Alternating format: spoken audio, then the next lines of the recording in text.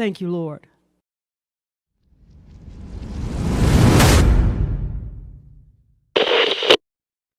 And welcome once again, my brothers and sisters, to another Living Hope Today study. Today we find ourselves in 2 Chronicles chapter 9. And if you remember, the first 9 chapters of the book of 2 Chronicles are dedicated to the history of Solomon.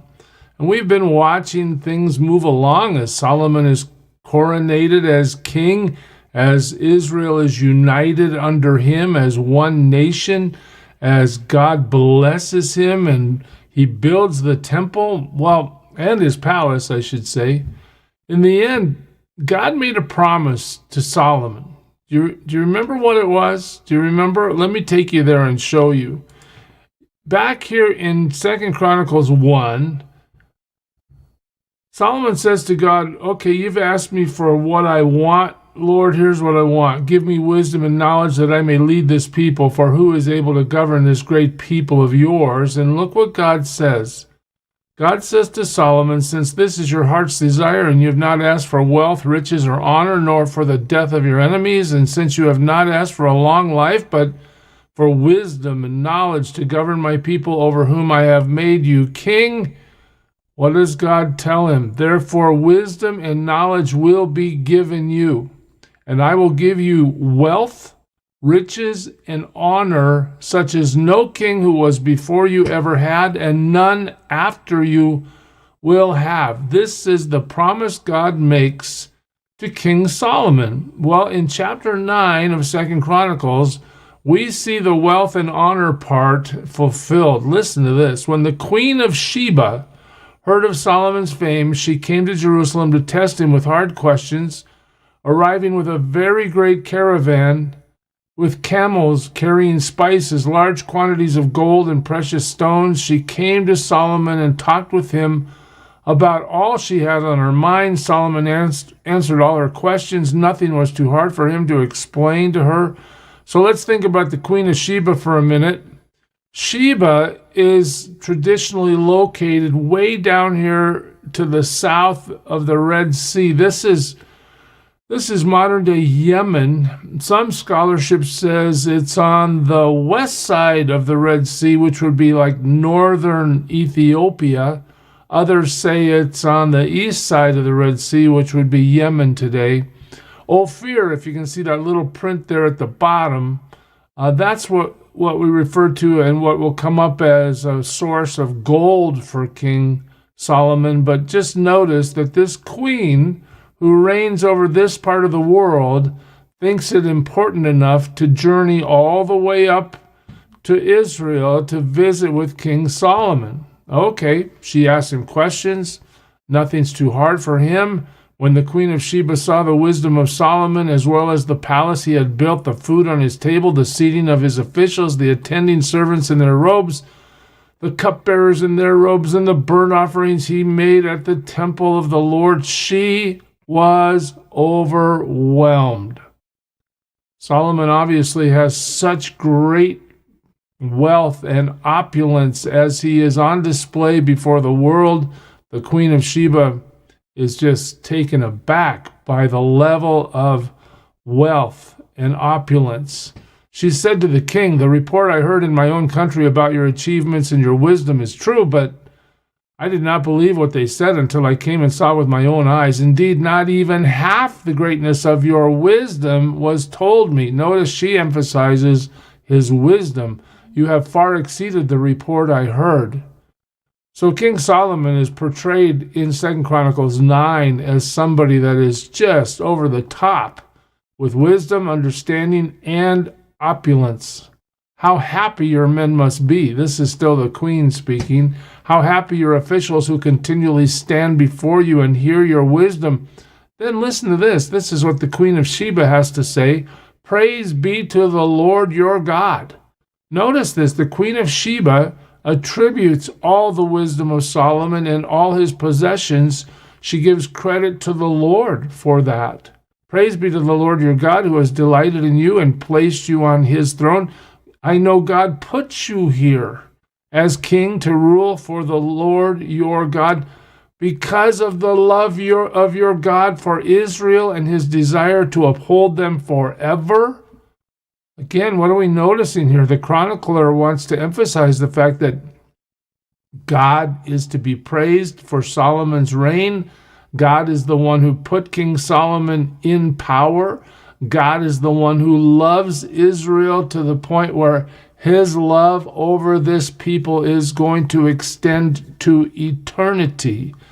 And he has made you king over them to maintain justice and righteousness. You're ruling very well. Then she gave the king 120 talents of gold, large quantities of spices and precious stones. There had never been such spices as those the queen of Sheba gave to Solomon. And the men of Hiram and the men of Solomon brought gold from Ophir. They also brought algum wood and precious stones. I wondered how much money is represented in 120 talents of gold. So thanks to Google, I was able to see this. There's various debate about what a biblical talent really weighed. But here you go. The historical standard under the Hebrews is 34.2 kilograms. I'm just really interested in this column right here. If she gave him 120 talents at today's market value, she's giving him almost $540 million of gold. Even if you use the Roman standard, it's still over $300 million, just to give you an idea of the wealth that's being transferred into the coffers of King Solomon. Again, what did God promise him? I'm going to give you wisdom. I'm going to give you honor. I'm going to give you wealth. And look at what's playing out here. $500 million, potentially. And it gets even more staggering as we go through the passage. The king used the algum wood to make steps for the temple of the Lord and for the royal palace, and to make harps and lyres for the musicians. Nothing like them had ever been seen in Judah. Again, what are we being told? Total opulence. King Solomon gave the queen of Sheba all she desired and asked for. And then look at this line. He gave her more than she had brought to him. So she's giving him all this wealth, and he's reciprocated. Then she left and returned with her retinue to her own country. So it's interesting. The text uses the Queen of Sheba to help us understand how magnificent King Solomon is. The weight of the gold that Solomon received yearly, get that, yearly, was 666 talents. So if 120 talents is worth $500 million, okay, take that times 5. And you'll see yearly what Solomon is depositing into his coffers. This is not including the revenues brought in by merchants and traders. Also, all the kings of Arabia and the governors of the land brought gold and silver to Solomon. So when the Lord makes a promise, he delivers. Look at this. It's just completely off the charts. Well, King Solomon made 200 large shields of hammered gold. 600 bekas of hammered gold went into each shield. He also made 300 small shields of hammered gold with 300 bekas of gold in each shield. The king put them in the palace of the forest of Lebanon. His opulence is so magnificent, he can't even hold it all in Jerusalem. He's got to distribute these things into the palaces that he's built throughout the land. Then the king made a great throne, inlaid with ivory and overlaid with pure gold. The throne had 6 steps, and a footstool of gold was attached to it. On both sides of the seat were armrests with a lion standing beside each of them. 12 lions stood on the 6 steps, one at either end of each step. Nothing like it had ever been made for any other kingdom. So, okay, we're seeing great opulence here. We might be starting to see a little bit of pride and ego too. Let me build something that's just totally outrageously opulent for myself. All King Solomon's goblets were gold, and all the household articles in the palace of the forest of Lebanon were pure gold. Nothing was made of silver, because silver was considered of little value in Solomon's day. The king had a fleet of trading ships manned by Hiram's men. Once every 3 years, it returned carrying gold, silver, and ivory, and apes and baboons. I mean, look at this. Solomon is just going over the top in terms of his own storehouses. I mean, they're just absolutely packed with super valuable things, and the accumulation accelerates more and more and more. What does that do to a man when he understands such super wealth? King Solomon was greater in riches and wisdom than all the other kings of the earth. All the kings of the earth sought audience with Solomon to hear the wisdom God had put in his heart. Year after year, everyone who came brought a gift, articles of silver and gold and robes, weapons and spices and horses and mules. Solomon had 4,000 stalls for horses and chariots, and 12,000 horses, which he kept in the chariot cities and also with him in Jerusalem. He ruled over all the kings from the river to the land of the Philistines as far as the border of Egypt. These are boundaries mentioned in political circles even today. Well, in this day, Israel is being ruled by the most opulent king in history, and he is ruling from the river to the sea. All of it. All of it.